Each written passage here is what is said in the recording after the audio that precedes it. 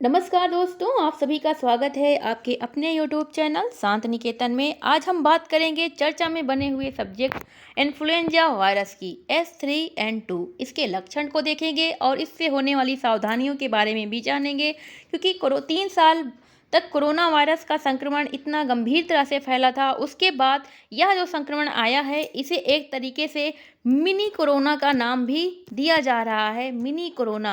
Mini corona का नाम दिया जा रहा है इसे, और यह बहुत तेज़ी से अपना पांव पसार रहा है हमारे देश में। और अभी तक इस वायरस से 2 मृत्यु हो चुकी है, एक कर्नाटक में और एक हरियाणा में। और इसके जो मरीज हैं उनकी अस्पतालों में लगातार संख्या बढ़ती जा रही है। तो चलिए हम इसे देख लेते हैं, जान लेते हैं, और सावधान होने की बहुत ही ज़्यादा आवश्यकता है। ठीक है, तो ये जो इन्फ्लुएंजा ए वायरस के H3N2 सब टाइप की वजह से होने वाले फ्लू के मामले पूरे देश में तेज़ी से बढ़ रहे हैं।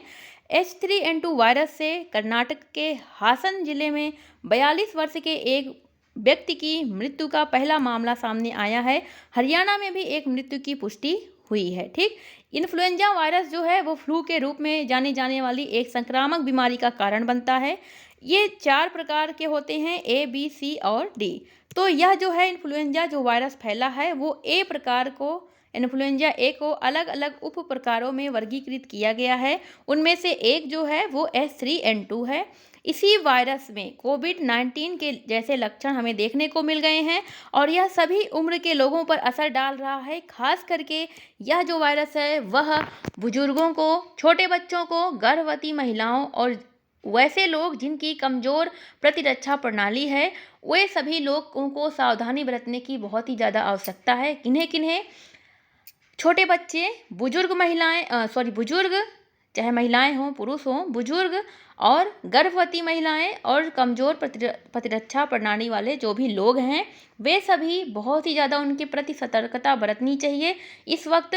और ये जो फ्लू का मौसम है, वैसे तो आमतौर पर अप्रैल से सितंबर तक रहता है, लेकिन इस बार ये जो संक्रमण है, हमारी खांसी जो है वो बंद होने का नाम ही नहीं ले रही है। लगातार खांसी क्यों आ रही है? तेज़ी से ये जो वायरस फैल रहा है, बुखार आ रहा है, उसके बाद खांसी हो रही है, और शरीर में एक अजीब सी मांसपेशियों में ऐंठन है, गले में खराश है, पेट खराब हो जाता है लोगों का। तो ये जो सारे लक्षण हैं, ये इसी H3N2 वायरस के लक्षण हैं, जो कि बहुत तेज़ी से पांव पसार रहा है हमारे देश में। आगे हम देखते हैं।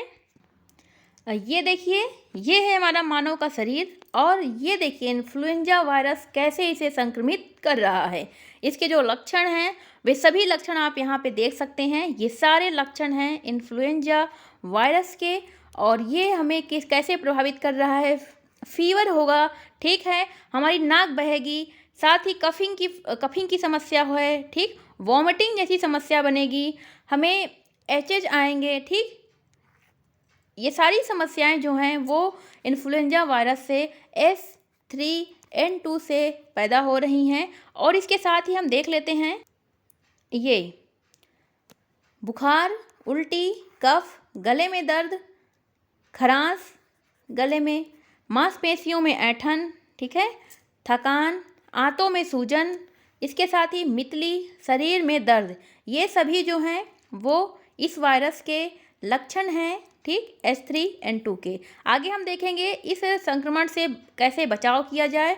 तो बिल्कुल जो आप बचाव कोरोना से बचने के लिए करते थे, सेम वही इसमें भी करना है। फिर मास्क लगा के बाहर निकलना है, हमें हमेशा अपने हाथों को बाहर से आने के बाद हाथों को अच्छे से धुलना है। भीड़ भाड़ वाली जगहों में बचना है, बहुत ज़रूरी हो तभी निकलना है। छींकते वक्त अपने मुंह और नाक को ढकें। साथ ही ग्रुप में कम बैठने की कोशिश करें, बहुत ज़्यादा भीड़ में निकलने की कम कोशिश करें। खूब पानी पिएं, आँख नाक कान बार बार छूने से बचें। सार्वजनिक जगहों पर न थूकें। इसके साथ ही कोई भी एंटीबायोटिक या कोई भी अन्य दवा बगैर डॉक्टर की सलाह के ना लें। इसके साथ ही आप पैरासीटामॉल, अगर आपको फीवर लग रहा है हल्का फुल्का, तो आप पैरासीटामॉल को यूज करें, जो कि इस संक्रमण के लिए लाभदायक है, क्योंकि इसमें इस संक्रमण को बहुत ही ज़्यादा गंभीरता से लिया गया है। इतनी ज़्यादा गंभीरता से कि